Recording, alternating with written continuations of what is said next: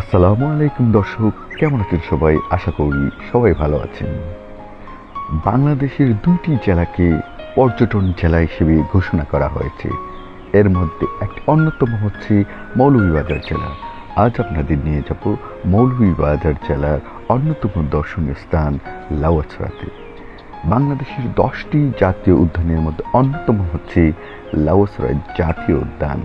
এটি মৌলভীবাজার জেলার কমলগঞ্জ উপজেলায় অবস্থিত সুন্দর একটি উদ্যান।